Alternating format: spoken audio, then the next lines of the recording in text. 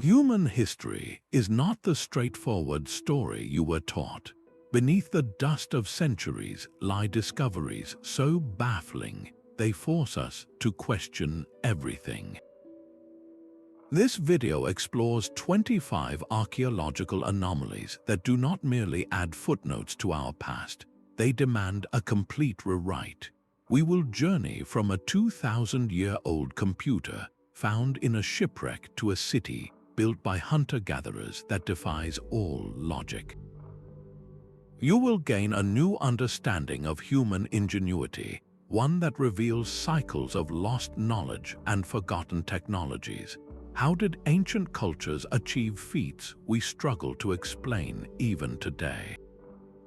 What if our timeline of progress is fundamentally wrong? By the end, your view of history will be permanently transformed. Are you ready to see the past in a completely new light? The sea holds secrets, and none are more profound than the object pulled from a Roman shipwreck near the tiny island of Antikythera. For decades, it was just a lump of corroded bronze and wood, a curiosity among statues and amphorae. But when researchers finally looked closer, they found a technological marvel that should not exist. This is the Antikythera Mechanism, a 2,000-year-old analog computer. Its intricate system of interlocking bronze gears, some with teeth cut with microscopic precision, could predict the movements of the sun, the moon, and the planets. It foretold solar eclipses and even calculated the timing of the ancient Olympic Games. The device is so advanced that nothing comparable would be seen again until the mechanical clocks of 14th century Europe. How could the ancient Greeks have possessed such sophisticated engineering knowledge, only for it to vanish completely for over a millennium? Experts like Dr. Alexander Jones consider it more valuable for understanding ancient technology than the Mona Lisa is for art. It was not just a toy for philosophers. This was a practical instrument, possibly used for navigation by the stars, for keeping an accurate calendar for agriculture, or for casting astrological charts. Its very existence shatters our neat timeline of progress. It forces us to ask a difficult question. What other heights of knowledge were reached in the ancient world, only to be lost to the dust of time, waiting for the sea to give them back? While the Greeks were charting the heavens with bronze gears, another civilization may have been harnessing a different kind of power entirely. In the ruins of a Parthian village near Baghdad, a most peculiar artifact was unearthed. It looks deceptively simple, just a clay jar about the size of a man's fist. But inside, researchers found a copper cylinder, carefully soldered with a 60-40 tin lead alloy, and within that, an iron rod. When the jar is filled with an acidic substance like vinegar or wine, this simple arrangement becomes something extraordinary. It functions as a primitive galvanic cell, capable of producing a small electric current of about 1 volt. This is the Baghdad Battery, and it dates from somewhere between 250 years before the Common Era and 224 years into the Common Era. For over a millennium, this knowledge was lost. The official invention of the battery is credited to Alessandro Volta in the year 1800. So what was this object doing in ancient Mesopotamia? Its true purpose remains one of history's great debates. Was it used for electroplating, to deposit a thin layer of gold onto silver objects? Experiments have shown this is entirely possible, creating a glimmering, precious surface. Perhaps it had a role in religious ceremonies, where a mild shock from holding the jar could be interpreted as a divine touch. Some skeptics argue it was merely a storage vessel for sacred scrolls, the metal rods acting as protective cores. Yet the design is too perfect for that. The asphalt seal that insulated the iron rod from the copper cylinder was not merely a stopper. It was a deliberate barrier to prevent the two metals from touching and short-circuiting the cell. This was not a random collection of items placed in a pot. This was a crafted device. Its very existence suggests that ancient peoples were not just philosophical or artistic. They were experimenting with the fundamental forces of nature. They were tinkerers and scientists observing chemical reactions and putting them to use. The voltage it produced was small, but the implication is enormous. It forces us to accept that the spark of discovery can be lit in any era, only to be dimmed by time. What other simple yet profound technologies have we mistaken for mundane pots and jars? This question of lost methods becomes even more compelling when we look at the stones they left behind. High on the arid Bolivian Altiplano, the wind whispers through the ruins of Pumapunku. Here, shattered andesite blocks lie scattered like a giant's forgotten toys, but a closer look reveals something that chills the blood of any engineer. These are not simple stones, they are precision-cut components, each one a masterpiece of geometry. Their surfaces are flawlessly flat, their edges sharp enough to form perfect 90-degree angles that rival anything produced by modern machinery. Intricate channels, dovetail slots, and H-shaped clamps are carved with a consistency that seems impossible for a culture that, as far as we know, lacked metal tools, the wheel, or even a written language. The Tiwanaku people built this around 1500 years ago, yet their workmanship mocks our assumptions about ancient capabilities. How do you achieve such a mirror-like polish on andesite, a stone harder than granite, using only stone hammers and copper chisels? The answer is, you probably cannot. The precision is so exact that some of the blocks interlock so tightly a razor blade cannot slip between them. This is not rough construction. It is a form of stone knitting, where each piece was engineered to fit its neighbor with breathtaking accuracy. Some researchers have proposed the use of lost tools, perhaps tipped with diamonds or other ultra-hard abrasives, to account for the clean, drilled holes and uniform grooves. Others suggest a profound, forgotten knowledge of sonic resonance or chemical softening agents that could make the stone temporarily malleable. The purpose of these blocks adds another layer of mystery. They were part of a vast ceremonial complex, a gateway aligned with celestial events. This was not just a display of power, but a testament to a deep understanding of the cosmos and material science.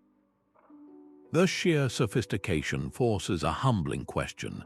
Did the Tiwanaku possess a suite of technologies so advanced and so specialized that when their civilization declined, the knowledge simply vanished without a trace, leaving behind only these indestructible stone puzzles for us to ponder?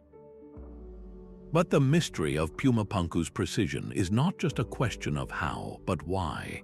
Why would a society invest such immense effort into stones that seem to serve no practical, sheltering purpose? The answer might lie in another site, one that pushes the origins of such monumental ambition back even further, into the very dawn of human civilization. In the dusty hills of southeastern Turkey, a hill known as Göbekli Tepe rises from the plains. For centuries, it was dismissed as little more than an ancient cemetery. Then, in the 1990s, the ground gave up its secret. Carved from the living bedrock are immense T-shaped limestone pillars, each one weighing up to 20 tons. They are arranged in great, deliberate circles like the bones of a forgotten giant, and they are not plain. They are covered in a stunning menagerie of carved reliefs, foxes, scorpions, lions, and vultures, their forms sharp and elegant. This is the world's oldest known temple complex, and it dates back to an almost unimaginable 9,600 years before the Common Era. This single fact shatters the foundational story of human progress. Göbekli Tepe was built by hunter-gatherers, people who we have always believed were nomadic, living hand-to-mouth with no time for grand projects. According to our textbooks, it was only after humans settled down, after they invented agriculture and could produce a food surplus, that they had the leisure and organization to build temples and develop complex religion. Göbekli Tepe turns that idea completely on its head. Here, the temple came first. The spiritual urge, the need to create a permanent, sacred space, appears to be the catalyst. The very act of building this monumental site would have required feeding and organizing hundreds of workers.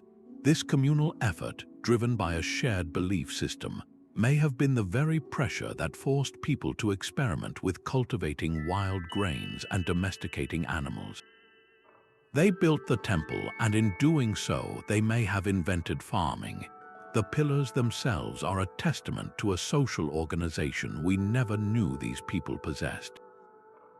They quarried these colossal stones, moved them for hundreds of meters, and erected them, all without the wheel, without metal tools, and without draft animals. It was a project of sheer will and coordinated labor, a society united by a common vision. This site forces a profound reversal of our historical logic. It suggests that the human mind, our capacity for symbolic thought and shared belief, was the true engine that launched civilization, not the simple discovery of how to plant a seed. If such sophisticated connections were being forged in the ancient world, what other links between distant cultures have we completely overlooked? A book exists that no one on Earth can read. Locked away in a vault at Yale University, the Voynich Manuscript is a 240-page codex from the early 15th century, filled with looping, elegant script that corresponds to no known alphabet or language.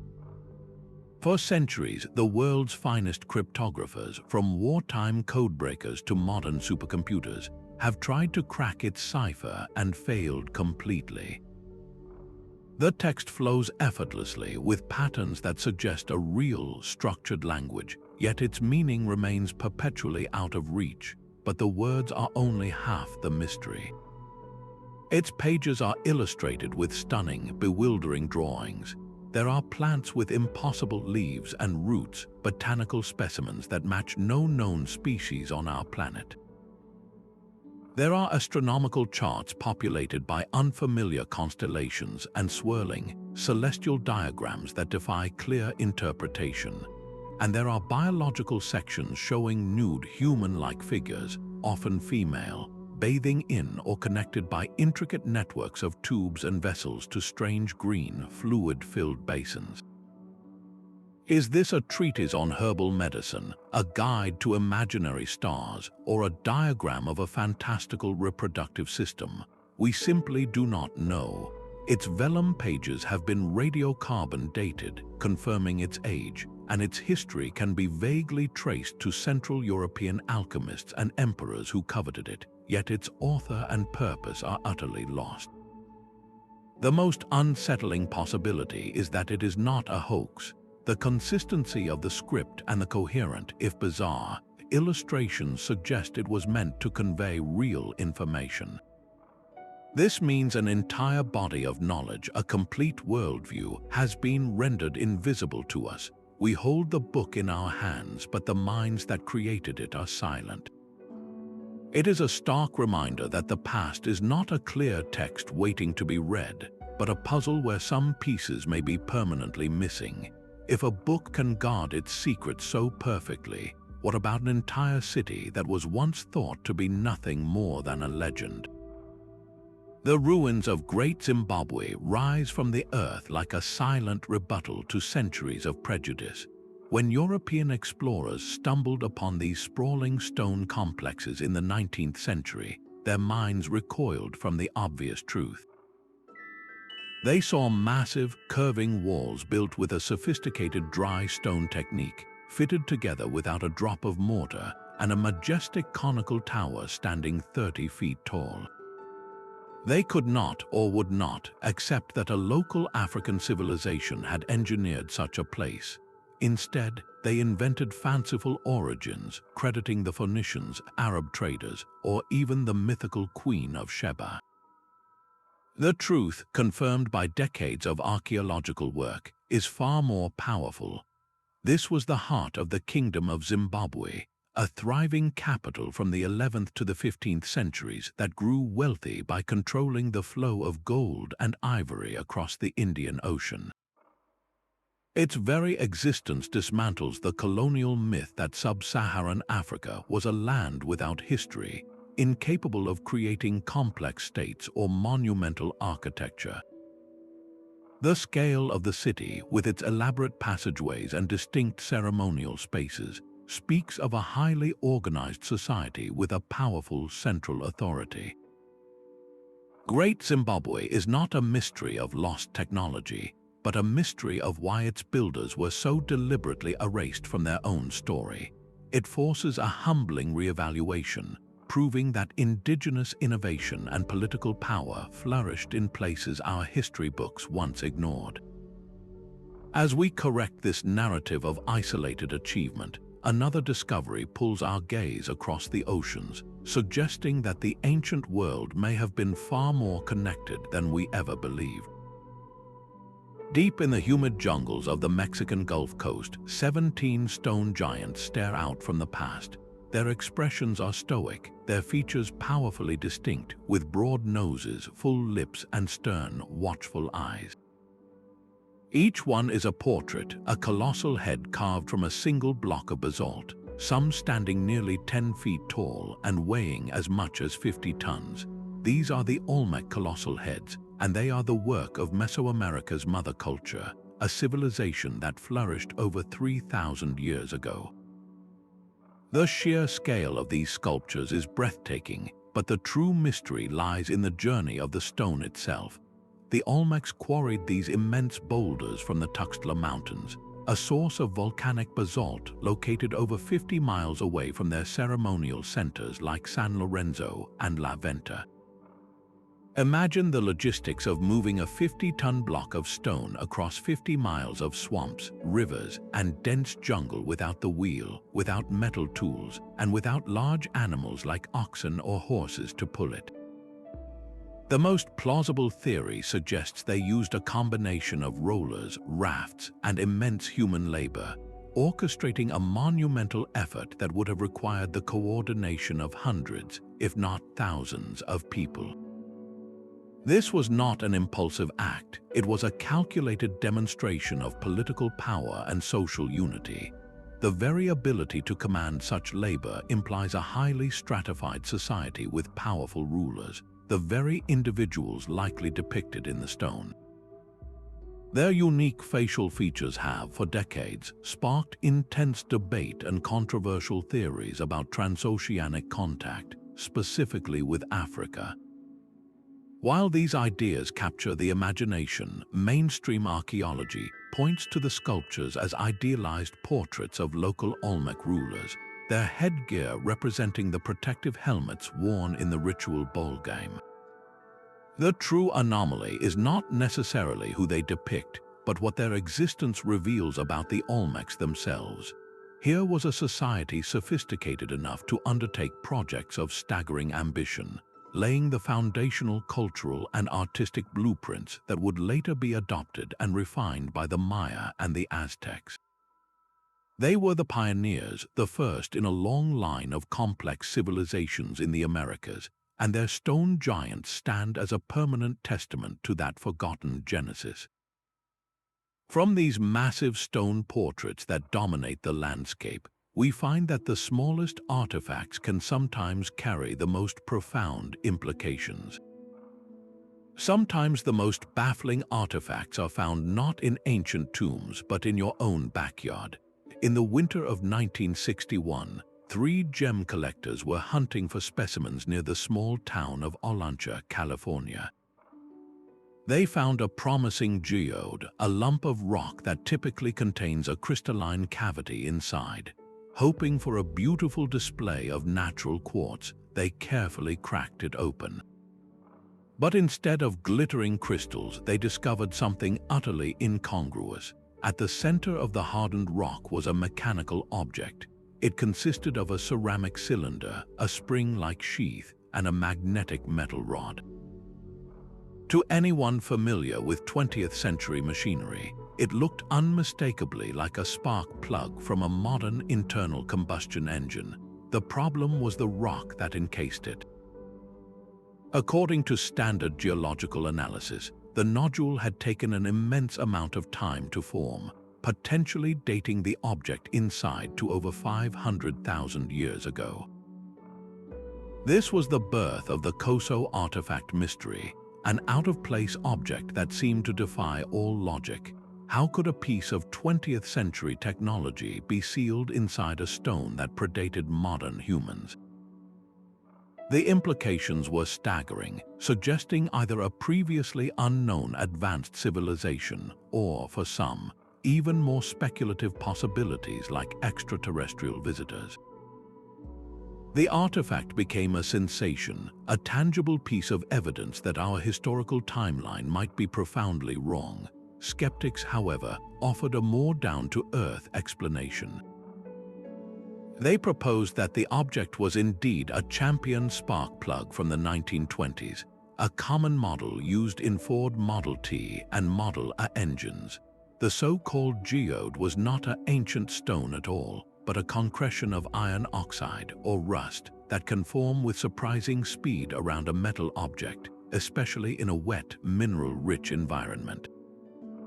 The collectors had simply found a piece of old farm equipment that had been lost and rapidly hardened into a shell over a few decades, not millennia. This rational explanation is compelling, yet the case remains a powerful lesson. It highlights the immense difficulty archaeologists face when a single object refuses to fit the established narrative. The Coso artifact forces us to confront our own assumptions. How do we distinguish a genuine anomaly from a simple misinterpretation? It reminds us that the ground beneath our feet can sometimes offer up puzzles that are not easily solved, objects that resist classification and challenge our certainty about the past. As we grapple with this idea of lost technological clues, another discovery pushes the boundaries of ancient innovation even further, suggesting a level of chemical knowledge we never thought possible. Standing in the Qut complex in Delhi is a testament to ancient genius that defies the very laws of chemistry. The Iron Pillar of Delhi rises over 7 meters high, a single forged piece of iron that has braved the monsoon rains and humid air for more than 1,600 years. It should be a crumbling, reddish-brown relic, yet its surface remains smooth and remarkably free of the rust that consumes modern steel in a matter of decades. This is not a matter of luck, it is a masterpiece of forgotten science. Modern analysis has revealed the pillar's secret, a thin, protective film called mesawite that coats its surface. This is not a paint or an applied coating, but a naturally formed barrier of iron, oxygen, and hydrogen that acts as an invisible shield. This miraculous layer was created intentionally through a forging process of astonishing sophistication. The ancient Indian metalsmiths used iron ore with an unusually high phosphorus content and a very low sulfur content. They then hammered the pillar into being, a process that generated immense heat and pressure and carefully controlled its cooling. This precise technique caused the phosphorus to migrate to the metal's surface, reacting with the air to form the protective mesawite layer that has guarded the pillar for centuries.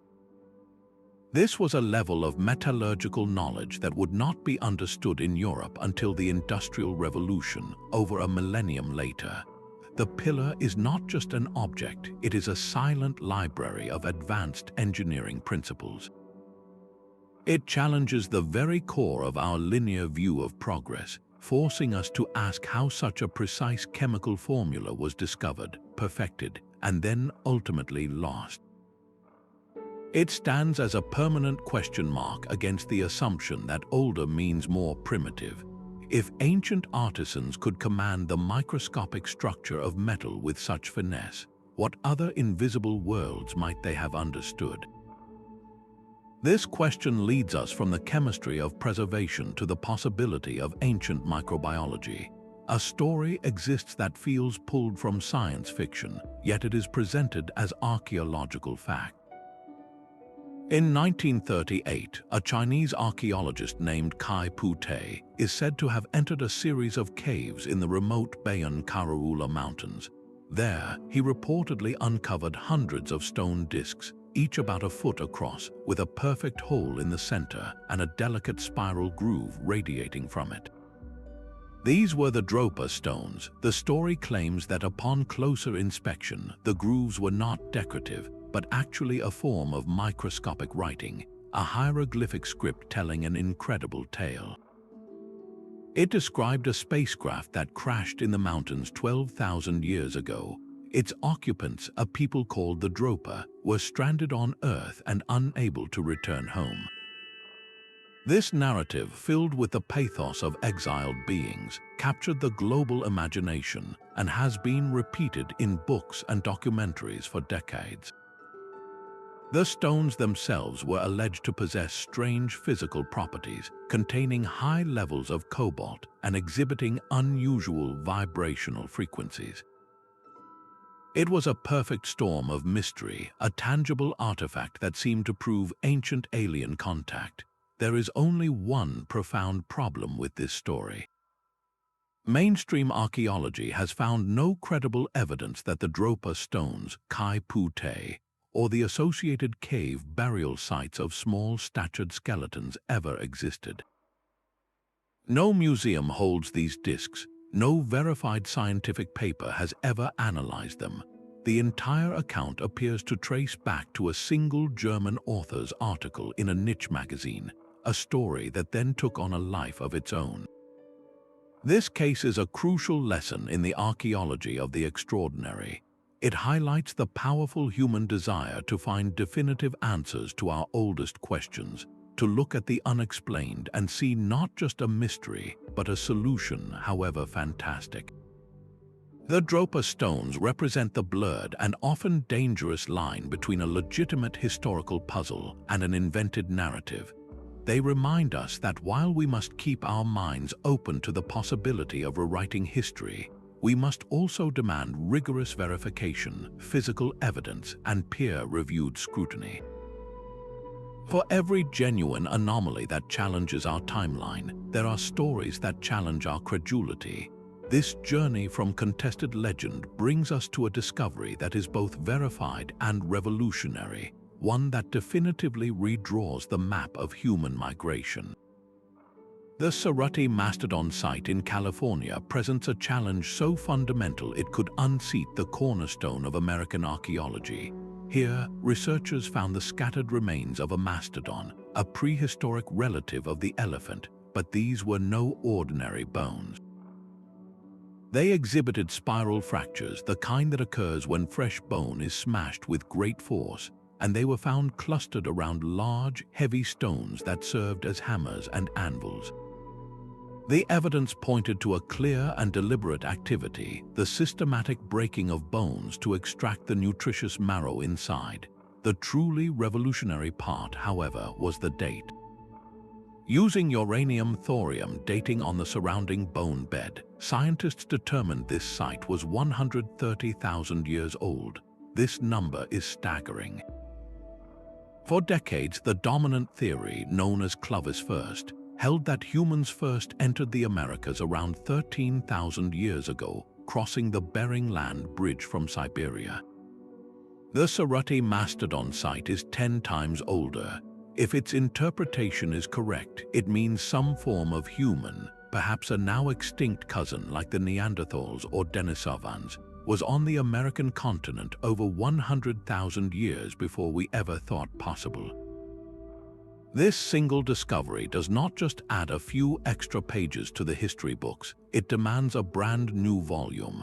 How did these people get here? The Bering Land Bridge would have been impassable at that time, buried under immense ice sheets. Their presence suggests a level of maritime capability we never attributed to such ancient hominins, perhaps involving coastal voyages along the Pacific Rim. The site forces a humbling admission that the story of human migration is far more complex, ancient, and daring than our textbooks ever allowed.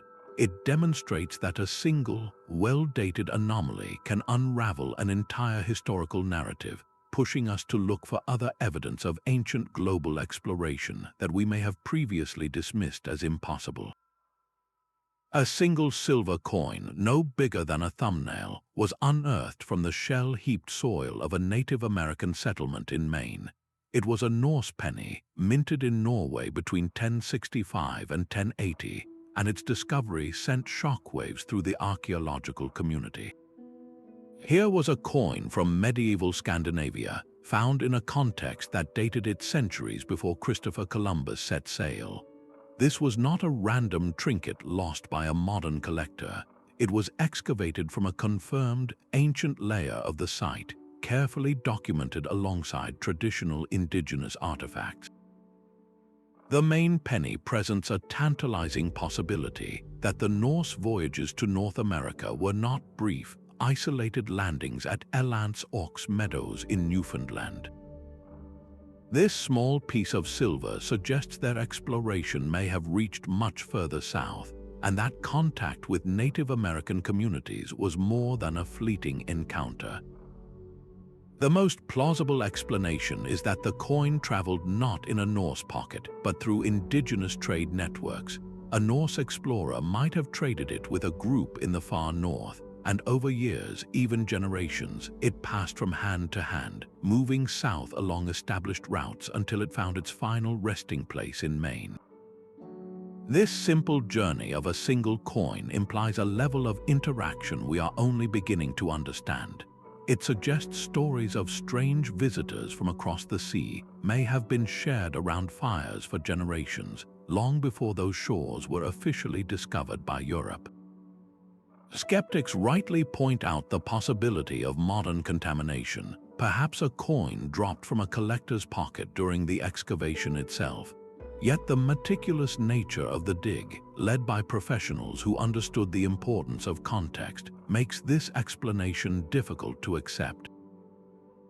The Maine Penny stands as a stubborn, physical fact. It may be small and solitary, but its implications are monumental, forcing us to redraw the mental maps of the medieval world and consider a more interconnected ancient globe. If a Norse coin could find its way to Maine, what other evidence of distant travelers might be hidden in the jungles of South America? High above the Altiplano, the Sun Gate of Tiwanaku stands as a frozen moment of celestial knowledge. Carved from a single block of andesite, this monumental portal is a complex astronomical calendar in stone. Its surface is a tapestry of intricate reliefs, dominated by a central figure often identified as a sky god, surrounded by 48 smaller, winged beings that seem to fly or kneel in reverence. The precision of its carvings is matched only by their purpose. The gate's alignments track the solstices and equinoxes with uncanny accuracy, and its markings are believed to correlate with the complex 484-year cycle of the planet Venus. This level of astronomical sophistication, achieved around 1500 years ago, is a marvel in its own right. Yet the gate's deeper mystery lies in its artistic language. The stylized figures, with their rigid, symmetrical postures and detailed headdresses, have struck some researchers as bearing a startling resemblance to artistic traditions from the other side of the world.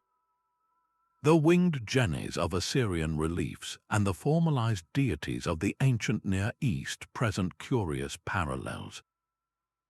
Is this merely a case of independent development, the human mind arriving at similar symbolic solutions when depicting the divine and the celestial? Or does it hint at something more profound, a thread of connection across the oceans long before the age of European exploration? The mainstream of archaeology firmly favors the first explanation, pointing to the vast and unique cultural context of the Andes. The Sun Gate, they argue, is a purely indigenous achievement, a testament to the universal human drive to map the heavens. Yet the gate stubbornly remains a focal point for debate, a stone question mark that challenges our assumptions about isolation. It forces us to consider that the ancient world might have been a web of tenuous, long-lost connections, where ideas could travel in ways we are only beginning to glimpse. This notion of shared, almost anachronistic knowledge takes a truly startling turn with our next anomaly, an object that seems to defy the very timeline of technological progress. Within the quiet confines of an Egyptian tomb at Saqqara, a small wooden artifact was unearthed, a silent relic from 200 years before the Common Era. Known as the Saqqara Bird, it is a beautifully carved object that looks strikingly like a modern glider. Its form is not that of a simple bird. It has a distinct fuselage, a pair of wings that are aerodynamically shaped, and a vertical tail fin that stands perfectly straight. To the modern eye, it appears to be a model of an aircraft. This resemblance is so uncanny that it has sparked a fascinating debate, one that pits conventional archaeology against the tantalizing possibility of lost knowledge. When modern engineers have created scaled-up, weighted replicas of the Saqqara Bird using balsa wood, they have found that the object is capable of flight.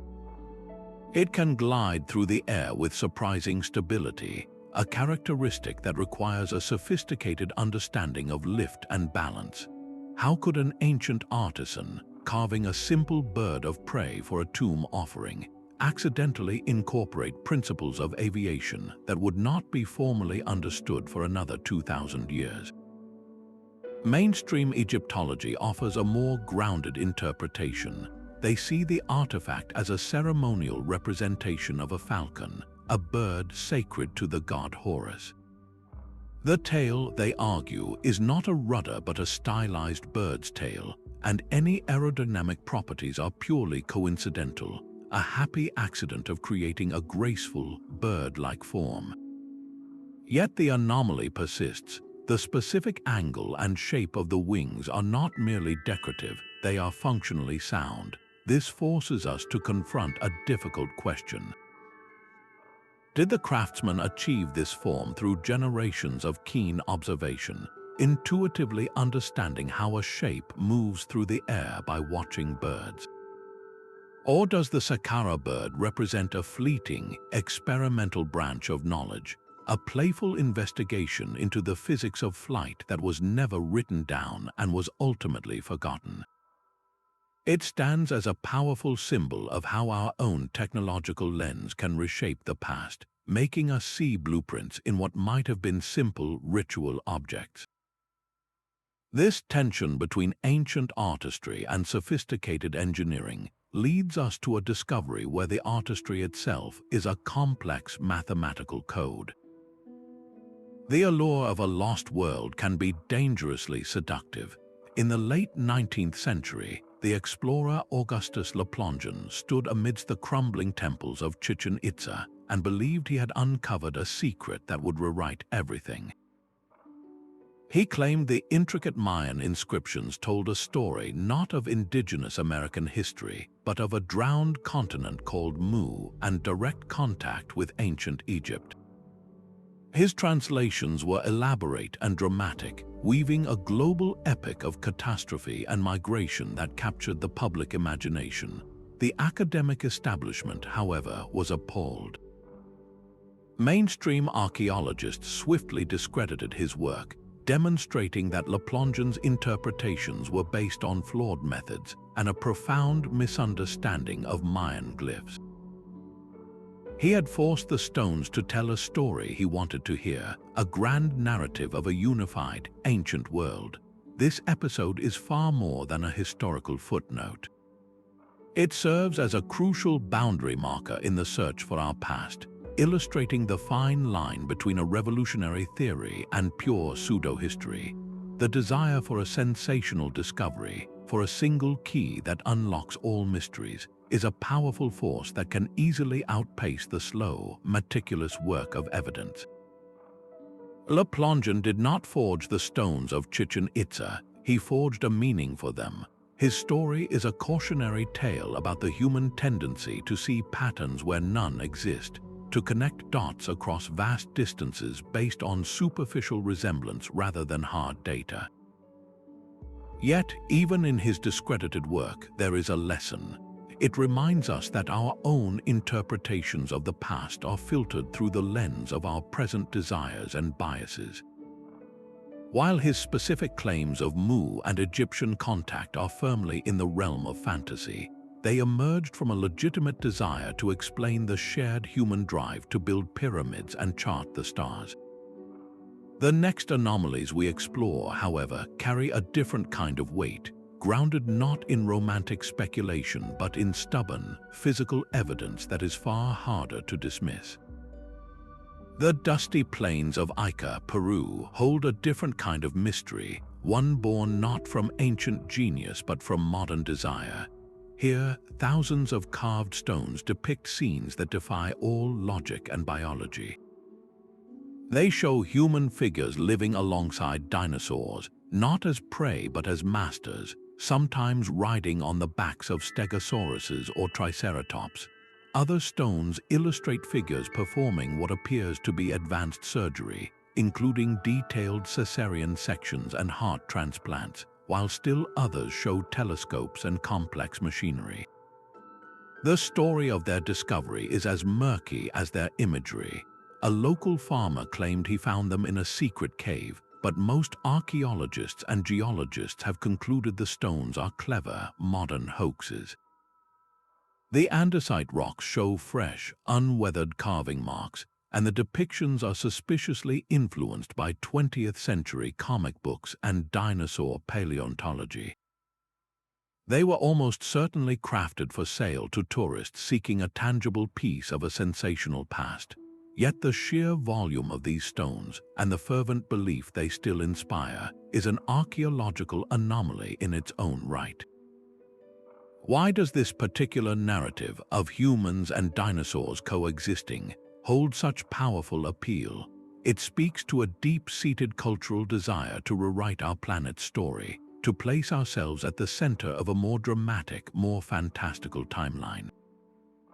The Ica stones are not evidence of a lost world, but they are a powerful mirror reflecting our own anxieties about modern science and our place in deep time.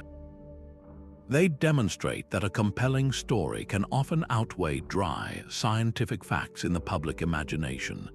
This case underscores the critical importance of provenance and peer review in separating genuine history from skillful fiction. While these stones were crafted to deceive, their existence forces us to confront why we are so willing to believe in certain anomalies, revealing more about our present hopes than our actual past. From this modern fabrication, we return to an ancient artifact whose authenticity is beyond doubt and whose complexity only deepens its mystery. Buried with 2 swords and a collection of axes, this bronze disc was never meant for a farmer's field. Unearthed by looters in Germany, the Nebra Sky Disc is a stunning map of the heavens, crafted over 3,600 years ago. Its surface is a dark, greenish bronze, inlaid with gold symbols that shimmer against the night sky background. There is a crescent moon, a full sun or perhaps a full moon, and a scattering of stars, including a tight cluster that many researchers believe represents the Pleiades. This is not random decoration. The arrangement is precise, a functional representation of the cosmos.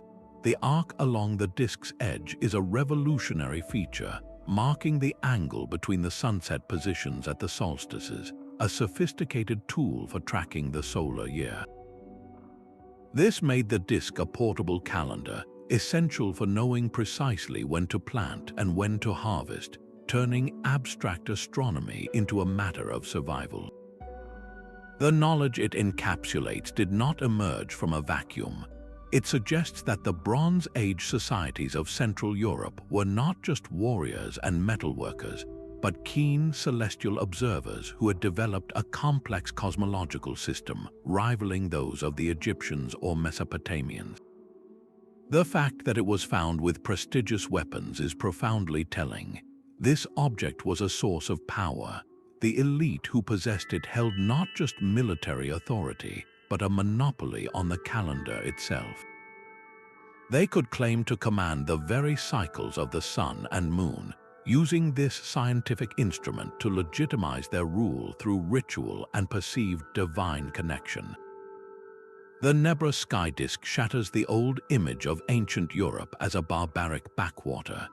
It reveals a world where power, religion, and scientific observation were already deeply intertwined, proving that the human drive to understand the cosmos is a universal constant. This sophisticated understanding of the sky finds a parallel in a very different kind of achievement, one carved not in metal, but into the living rock of a distant jungle. A hill in Indonesia holds a secret that could collapse our timeline of civilization.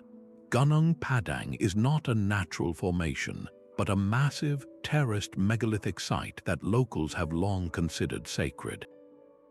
What makes it an archaeological bombshell is not what is on the surface, but what lies deep beneath it. Geological surveys using ground-penetrating radar and core drilling have revealed that this is a layered pyramid, a structure built in multiple distinct phases over millennia. The uppermost terraces, with their striking columns of volcanic rock, are ancient in their own right. But the truly shocking data comes from material extracted from deep within the hill. Organic samples retrieved from the deepest layers have been radiocarbon dated to an almost unbelievable 20,000 years ago. If these dates hold, it means sophisticated construction was underway at Gunung Padang during the peak of the last ice age. This was a time when, according to conventional history, humans were supposed to be simple hunter-gatherers, barely surviving in a frozen world. Yet here, on a hill in West Java, someone was moving massive stones and shaping a landscape with clear, monumental intent.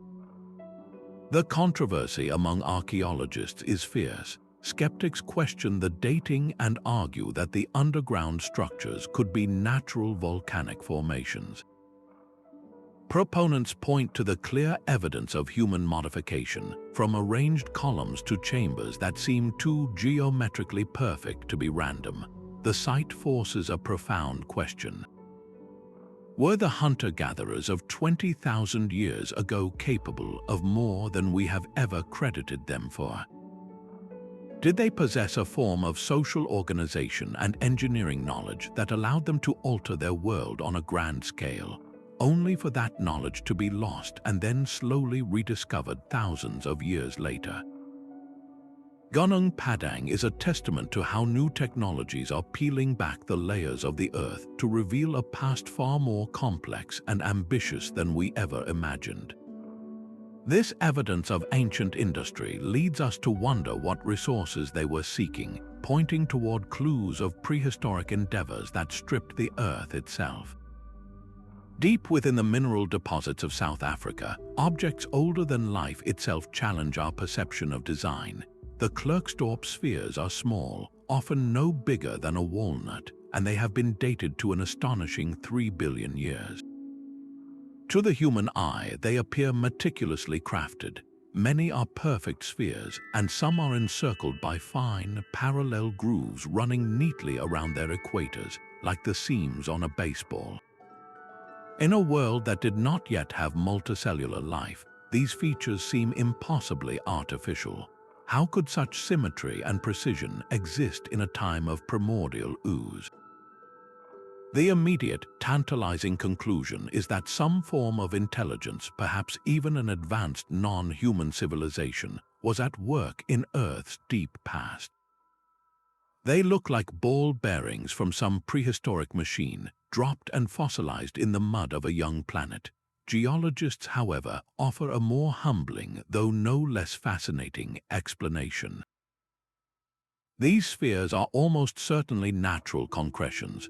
Over immense spans of time, minerals like pyrite and hematite can precipitate from a solution, slowly accumulating in layers around a central nucleus, such as a grain of sand. The process is akin to the formation of a pearl. The mysterious grooves are not tool marks, but the result of the crystal structure of the minerals themselves, growing in defined axes and creating these seemingly deliberate lines as the concretion formed. Yet the perfection of their shape continues to fuel debate. It is a classic confrontation between our pattern-seeking brains and the random artistry of nature. We are hardwired to see intention, to find the maker behind the object. The Klerksdorp Spheres serve as a crucial lesson in the archaeology of the impossible. They force us to hold two truths at once: that nature can produce forms of breathtaking regularity that mimic human design, and that our desire to see a hand at work in the deep past is a powerful, sometimes misleading, instinct. This challenge of distinguishing the natural world's marvels from human invention becomes even more complex when we encounter a society that transformed its entire landscape with undeniable, purposeful artistry. The scale of the earthworks at Poverty Point is almost incomprehensible from the ground. In northeastern Louisiana, a civilization of hunter-gatherers moved nearly 2 million cubic meters of soil to create a vast, C-shaped complex of 6 concentric, semi-elliptical ridges and several massive mounds. They accomplished this between 1700 and 1100 years before the Common Era, all without farming, without the wheel, and without beasts of burden. This was not the work of a settled, agricultural empire, but of a society that lived by hunting, fishing, and gathering wild resources. The very existence of such a place shatters a core assumption about human development, that monumentality requires a food surplus generated by farming. Here, the equation is reversed. The act of building this grand social and ceremonial center may have been the very thing that created the complex society itself. The geometry is sophisticated, with the central plaza aligned to the solstice sunsets, and the entire layout reflecting a deep understanding of spatial design and cosmic order. This was not haphazard piling of dirt. It was a planned landscape, an architectural vision executed over generations. The labor involved is staggering to consider. Using only woven baskets and sheer human effort, people moved the equivalent of 10,000 dump truckloads of earth. This required a level of social cohesion, communal agreement, and sustained leadership that we rarely attribute to non-farming peoples. Poverty Point stands as a powerful testament to the human capacity for large-scale cooperation, proving that the drive to reshape the world and create a collective identity can be a more powerful engine for social complexity than agriculture itself. If hunter-gatherers in North America could organize on such a scale, what does that imply about the capabilities of other ancient peoples separated by vast oceans? This question pulls our gaze across the Pacific, where another discovery points to voyages of almost unimaginable boldness. Rising from the mangrove swamps and shallow tidal waters, the city of Nan Madol feels less like a ruin and more like a dream. This is a Venice built of stone, a labyrinth of over 100 artificial islands constructed atop coral reefs, all linked by a network of canals. The scale is breathtaking, but the true mystery lies in the bones of the city itself, the colossal basalt logs that form its foundations and walls. These are not rough boulders, but prismatic columns, some weighing 50 tons, stacked like firewood to create towering enclosures and royal tombs. The builders of Nan Madol around the year 1200 had no metal tools, no pulleys, and no wheels. They possessed only stone hammers, wooden levers, and the vast blue expanse of the Pacific Ocean. How did they quarry these immense columns from a volcanic plug on the other side of the island, transport them through dense jungle, and then float them across the water to this specific reef? The logistical puzzle is so immense that local legend offers a solution that defies physics, claiming that two powerful magicians used a flying dragon to airlift the stones into place. The sheer manpower required suggests a society of immense political and spiritual authority, one capable of commanding generations of laborers to fulfill a single, monumental vision. The city's layout reveals a mind that saw the world in geometric and celestial patterns. Its main canal is aligned with the rising of the Southern Cross, and its mortuary sector is designed with such precision that it echoes the sacred architecture of places like Angkor Wat, yet it stands in complete isolation. Nan Madol is a stark rebuttal to any notion of technological isolation. It proves that the drive to reshape the world on a grand scale is a universal human impulse, flourishing not just in the great river valleys but on tiny islands in the midst of the world's largest ocean. This achievement of moving immense weight and harnessing natural forces with such limited tools makes you wonder what other fundamental powers of nature ancient cultures might have understood. Etched into the stone walls of the Hathor Temple at Dendera is an image that seems to defy its own era. A large, glass-like bulb contains a serpentine form, stretching from a lotus flower to the far end of the enclosure, while a cable-like cord connects the entire apparatus to a box held by a standing figure. To a modern eye, it looks unmistakably like a giant, ancient light bulb. The resemblance is so striking that it has fueled a compelling, though highly controversial, theory that the ancient Egyptians possessed some form of electrical technology. Could this carving be a literal blueprint for illumination, a secret lost to time?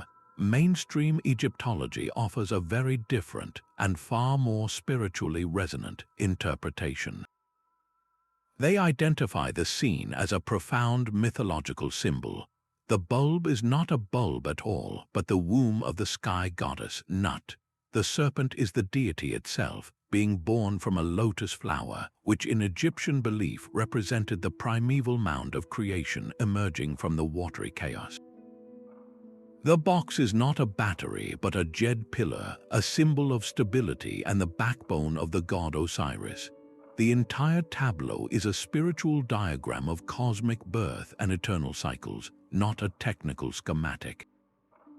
This stark divide in interpretation is the true heart of the Dendera anomaly.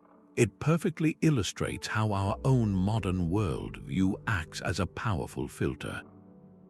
We are surrounded by technology, so when we see an ancient image that vaguely resembles a familiar object, our brains instinctively jump to a technological explanation. We see a light bulb because we know what a light bulb is. The ancient artisans, however, were communicating a completely different reality, one where gods, serpents, and cosmic fertility were the fundamental forces of the universe. The Dendera carving is a powerful lesson in the archaeology of perception.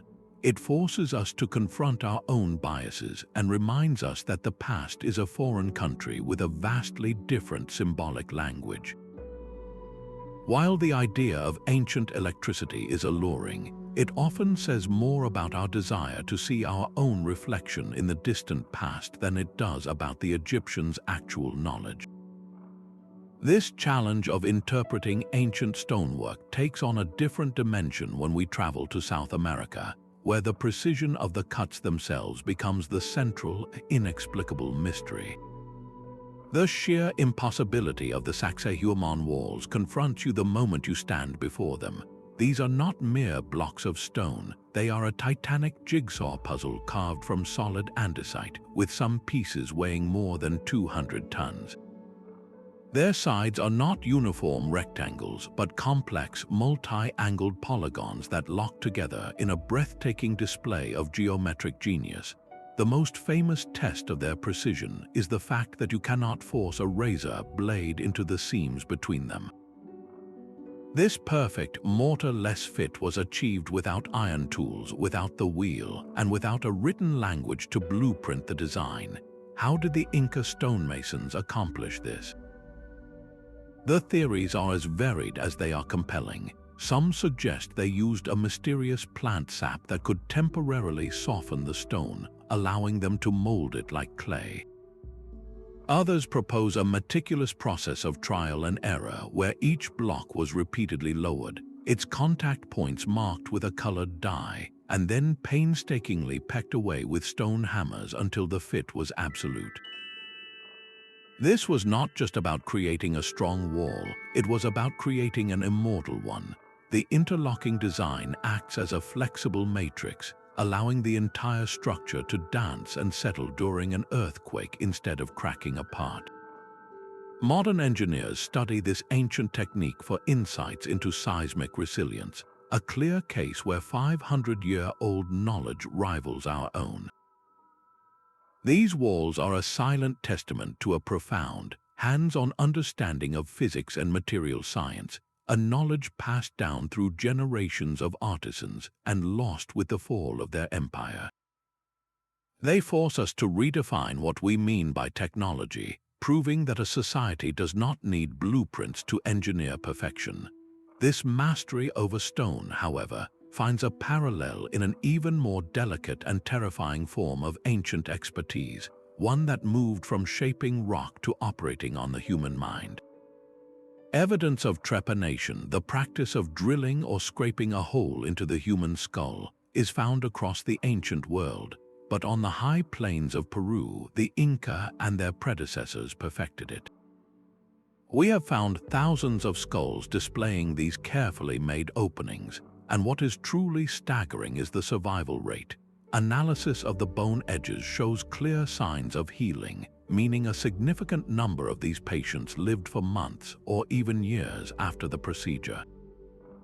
This was not a random act of violence or superstition. It was brain surgery. The tools were made of obsidian and bronze, and the techniques were refined through gruesome trial and error. They learned to avoid the major blood vessels and to work with a stunning cleanliness that minimized fatal infection. Why would they do this? The reasons were likely multifaceted, perhaps to relieve the pressure from a severe head wound, or to treat conditions we would now diagnose as epilepsy or mental illness by releasing what they believed were evil spirits trapped within the skull. The sheer courage of both the surgeon and the patient is almost beyond comprehension. This practice demonstrates a sophisticated, empirical understanding of human anatomy and a willingness to intervene directly in the most complex organ in the body. It shatters the stereotype of ancient medicine as purely magical or ritualistic. These surgeons were scientists of the flesh, their operating theater a dirt floor, their anesthesia possibly little more than coca leaves and fermented drink, yet their success rate speaks to a level of pragmatic medical knowledge that would not be surpassed for centuries. The evidence of trepanation in ancient Peru is both unsettling and profoundly humbling. We have recovered thousands of skulls from the Inca and their predecessors that bear the unmistakable mark of this procedure, a deliberate hole carved into the living bone. What makes these skulls so extraordinary is not the act itself, but the clear, smooth evidence of healing that surrounds the openings on so many of them. The bone had grown back, sealing the wound. This means the person lived for months, often years, after a surgeon worked on their skull with tools of obsidian and bronze. The survival rate in some populations is estimated at an astonishing 70%, a success level that would not be consistently achieved in Europe until the 19th century.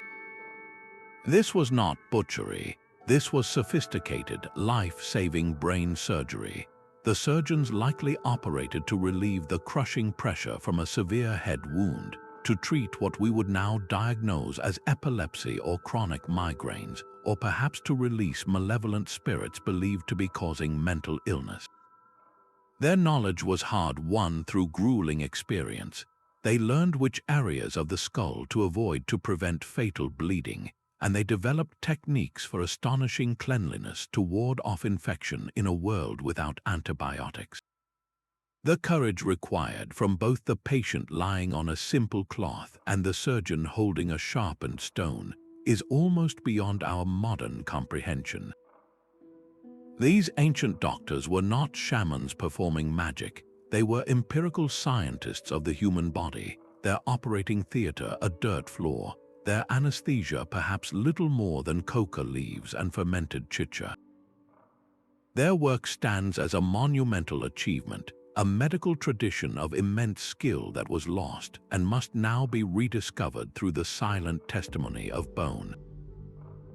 This mastery over the human body finds a startling parallel in a final anomaly that suggests a different kind of knowledge entirely, a grasp of the world's geography that seems to have arrived centuries too soon. Yet the most startling evidence of lost knowledge might be a single sheet of parchment. In 1513, an Ottoman admiral and cartographer named Piri Reis drew a world map that has baffled historians ever since. His depiction of the western coast of Africa and the eastern coast of South America is startlingly precise, but the true controversy lies at the bottom of the page. The map appears to show a landmass connected to South America, with details that some researchers argue could only be Antarctica. The problem is profound. Antarctica's coastline was not officially discovered until 1820, and it has been buried under a mile of ice for millions of years. How could a 16th century admiral have charted a continent that would remain unknown for another 3 centuries? Piri Reis himself provided a crucial clue in his notes. He stated that his map was a compilation, pieced together from 20 different source charts, including some that dated back to the time of Alexander the Great. This suggests a cascade of lost knowledge, a chain of geographical understanding passed down through ancient libraries and seafaring cultures, only to be preserved in this single, miraculous copy. The implication is staggering. It hints at the existence of a pre-modern seafaring civilization, perhaps the Minoans or Phoenicians, who possessed the skill to undertake global voyages and map the world with an accuracy that would not be matched for centuries. Skeptics offer alternative explanations, suggesting the southern landmass is a fictional addition, a misplaced South America, or the coast of a Terra Australis Incognita, an imagined southern continent that was common on maps of the era. Yet the possibility remains, a ghost in the cartographic machine. The Piri Reis map forces us to ask if the great age of exploration was not a beginning, but a rediscovery, a return to a global awareness that had been achieved and then forgotten long before. From a 2,000-year-old computer to a map that charts an impossible continent, these 25 anomalies form a consistent and unsettling pattern. They are not random outliers, but pieces of a single, grander puzzle. They tell a story of human history that is not a straight, upward line of progress, but a cycle of peaks and valleys, of brilliant discoveries and profound forgetfulness. Civilizations rise, achieve breathtaking feats of engineering and exploration, and then, for reasons of climate, catastrophe, or simply the passage of time, they fall. Their knowledge is scattered, their libraries burn, and their techniques fade into legend. We are left sifting through the fragments, trying to reconstruct a past that is far more complex, more ingenious, and more mysterious than we ever supposed. The true lesson of these anomalies is not that aliens or magic are the answer, but that human potential is vastly greater and more resilient than our textbooks imply. Our timeline is not wrong, it is simply incomplete. We have been telling only the most recent chapter of a much longer and far more incredible human story. Together, these 25 discoveries form a powerful and unsettling pattern. They are not scattered curiosities, but pieces of a single, grander puzzle that challenges the very foundation of our historical story. The traditional narrative taught in schools, this straight and unbroken line from primitive caves to our modern skyscrapers, begins to crumble under their collective weight. What emerges instead is a far more complex and dramatic tale of human ingenuity, a story of knowledge gained, lost, and painfully rediscovered across vast stretches of time. We see technological sophistication flaring up in ancient Greece with a 2,000-year-old computer, only for its principles to vanish for over a millennium. We witness staggering astronomical knowledge encoded in the Nebra Sky Disc, and then find it seemingly forgotten. This pattern repeats across the globe, from the impossible stonework of the Andes to the medical miracles of pre-Columbian Peru. It forces a humbling admission that what we label as primitive was often anything but. Our current technological civilization is not the inevitable pinnacle of human achievement.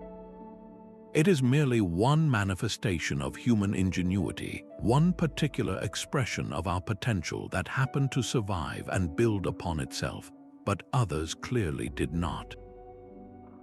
The evidence points to a history defined not by steady progress but by cycles. Periods of brilliant innovation are followed by collapse, by a great forgetting. Climate shifts, social upheaval, and the simple, erosive passage of time have periodically reset the board, scattering the pieces of hard-won knowledge. We are left to stumble upon the fragments, trying to reconstruct a past that is far more mysterious and profound than we ever supposed. This new understanding demands a more humble approach to our ancestors and to our own place in this long human journey. It invites us to look at the mysteries still buried in the earth not as footnotes, but as potential keys to chapters of our story we have not yet learned to read.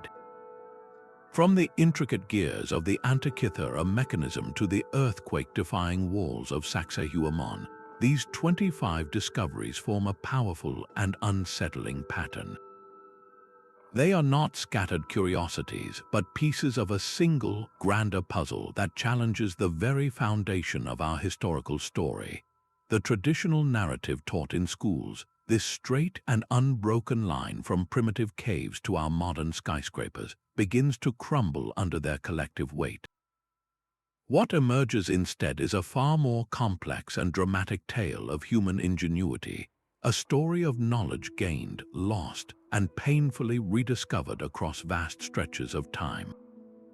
We see technological sophistication flaring up in ancient Greece with a 2,000-year-old computer, only for its principles to vanish for over a millennium.